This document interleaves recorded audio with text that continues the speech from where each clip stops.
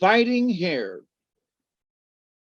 The prince of the hares was playing with his children in front of his burrow one day when, growing tired, he threw back his ears, drew in his feet, and lay down to sleep. Meanwhile, the sun came up and passed so close to the earth that it burnt his back, full of holes. The hare felt very sore, and as he rubbed himself, his fur came off in great patches, so that his beauty was spoiled. He was furiously angry and started up, cried out that he would fight the sun, and in spite of all that his friends could say, went at once in pursuit of him. The land where the hare lived was a vast plain. When he had come to the end of it, he climbed a high hill in order to look over the country. He saw below him on the other side a field of green plumes nodding to the west wind. He had never seen corn growing before, and he did not know what these plumes were. He ran eagerly to the place, broke off as many as he could carry, and hid them behind the rocks. Then he rubbed two dead branches together and made a fire in which he roasted the corn. Presently, the owner came along and, seeing the damage done, called his warriors to fight the thief. The hare had burrowed a hole at the side of the rock, and when the arrows were hurled at him, he blew them back with his magic breath. The warriors ran to catch him, but so great was their haste that one rushed upon another, and each caught only the other's fist. Then they thought of digging him out. They worked until the Sun Prince was halfway home, but before they had caught sight of the hare, he had escaped through a secret passage. He ran to a rock a little way off and higher than the one beneath which they were digging, and hurled his magic ball at the burrow, breaking away the floor and the sides so that it fell in, burying the chief and all of his followers. The next morning, the hare saw two men making arrowheads out of hot rocks. He watched them heating the rocks, and when they were hot, red hot, he cried out, "Oh, hot rocks will not burn me." The men looked up, and one of them said, "Are you a wizard?" "No," said the hare, "but I am a better man than you are, or the man who is working with you. I will lie on the hot rocks if you will let me hold you on them in the same manner." They agreed. So when the rocks were glowing, the men pressed him down against them with their hands. But he breathed heavily, and his magic breath so cooled the part on which he was lying that not a particle of his fur was singed. The men, having no protection, soon begged for mercy, but the hare held them to their promise, and they both perished. "So much for making oneself equal to a wizard," said the hare to himself as he continued his journey. The following day he passed by a high cliff round which the winds blew so hard that it was known by the men of that country as Hurricane Cliff. It overhung a deep ravine in which were sunflowers as tall as trees, and the heads were heavy with seeds. The hare took a handful of seeds and amused himself by throwing them into the air and catching them in his mouth. While doing this, he heard voices, and looking up, he saw a group of women who were plotting to kill him. "Aho," they said, "let us call the hurricane to hurl a rock down on him." The hare said nothing, but went in full sight of them and began eating the seeds with great relish. The women looked at them longingly and finally asked him to share his dainties with them, not knowing what he really had. He tossed a handful of seeds into the air, and they tried to catch them, but failed again and again, each time going nearer to the edge of the cliff, till in her eagerness, the one nearest the edge reached out too far and fell into the ravine. The others were so close that they fell over her, so that all but two were dashed to pieces, and these vowed vengeance on the hare. He met them soon afterwards, gathering berries, and called out that he would give them the revenge they wished. Come, he said, you may blow these blackberry thorns and leaves into my eyes. I will let you try first, and if you do not blind me, you must let me do the same to you. They took him at his word and threw a handful of little else than thorns. But by breathing as he had done when on the hot rocks, he blew them all away from him. The women trusted to their hands to protect them, but the hare aimed well, and the thorns passed between their fingers and put their eyes quite out. He had one more adventure with women. While passing through a lonely place, he saw several women weaving jugs of willow, which they made watertight by smearing them inside with pitch.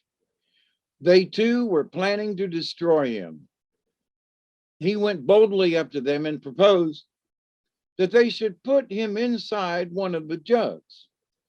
As he could not get into those already made, they put him in one that was not finished and wove the neck of the jug about him, making it very small so that he could not escape.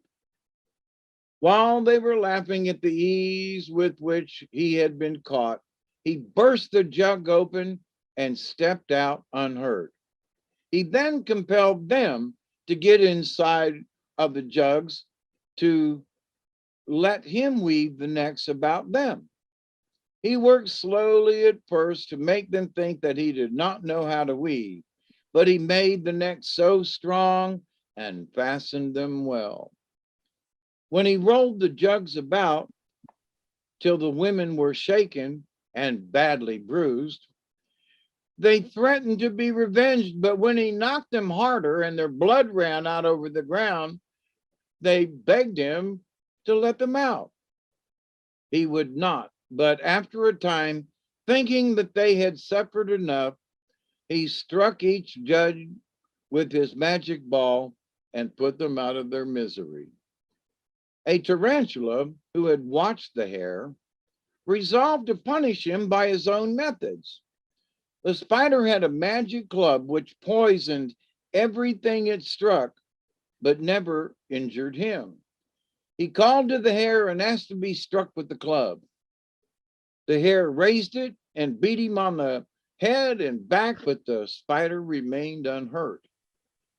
He began to suspect something wrong, and just before it was his turn to be struck, he changed the spider's club for his magic ball and killed the insect with one blow. Thus he traveled on, conquering all who opposed him or plotted against him till he came to the edge of the world. There he saw a high cliff covered with trees of all sizes and kinds. He went up to the maple and said, "What are you good for, pray?" The maple shook its leaves in great disdain and said, "I am the food of the great head. The blood of my children is sweet and nourishing, and they give it freely to the nations." The hare next went to the larch and asked, "What are you good for?" "I," said the larch, "bind together the canoes of the people. If it were not for me, they could not sail upon the lakes and the rivers." The cedar answered the question by saying, "I make the canoes strong, so they will bear the weight of the great warriors. If it were not for me, none but women and children could sail on the waters. The birch stood next in his way and said, if it were not for me, you could make no canoes at all. My bark is for the picture writing of the people. How, but for me, could one chief talk to his brother who lives by the distant river? The fir tree boasted of its balsam, without which the canoe could not glide upon the water. Oh, said the hare, you all say that no canoe could be made without you. You, linden, you have no part in these canoes. What are you good for? I, said the linden, am for the cradles of the children. Without me, where could they be rocked and put to sleep when the beautiful red has gone from the sky and the night comes? From me, you take the basswood for your bowls and your drinking cups. The oak stood in his path, and before the question was put to it, touched his head with his lower branches and said in a deep voice, I shelter the great warriors. I mark the spot for their councils. From my boughs are made the swift arrows that bring food to the feet of the hunter and carry death to his enemies. The ash sighed and whispered, for me is taken the bow that speeds the arrow in its flight. The red willow drooped its head as it said, my bark is for the pipe of the Indian. My wands are to bid him to the feast. My osiers are for his baskets, his mats, and his water jugs. Thus every tree claimed to be of so much use that men could not do without it. At last the hare came to a little tree, hardly more than a shrub, many of whose leaves were blighted. Of what use are you? Asked he. None, said the tree, unless you can use me.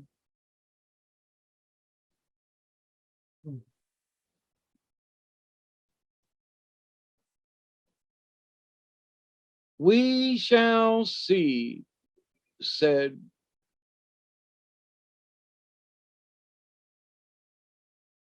the hare. He went to the top of the cliff and saw the sun just rising. It caught sight of him at the same moment, and knowing that he had come for vengeance, it retreated quickly into its cave.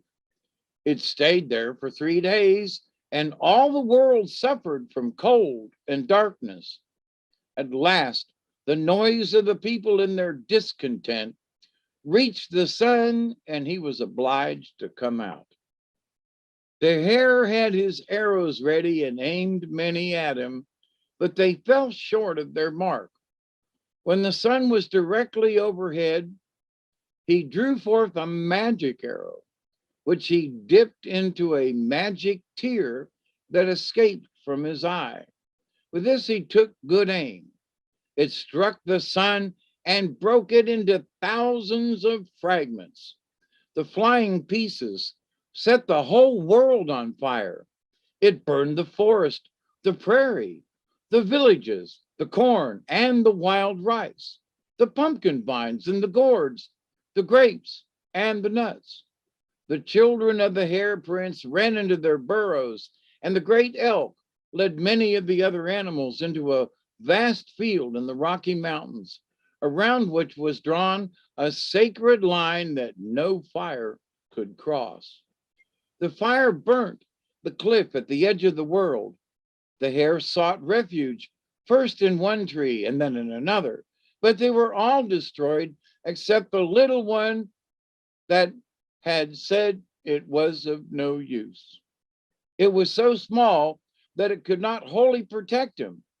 His tail, his back, his feet, and the tips of his ears were burnt, every part of him except his head. He rolled over and over trying to get relief, but his pain was so great that his eyes burst and the water gushing from them put out the fire. The sun had been conquered and was summoned to appear before the council. They found him guilty of cruelty and indifference to the welfare of men. So he was compelled to travel the same trail day after day for all time and at a fixed distance from the earth. Thus, he can no longer burn trees or animals, nor can he leave them in cold and darkness.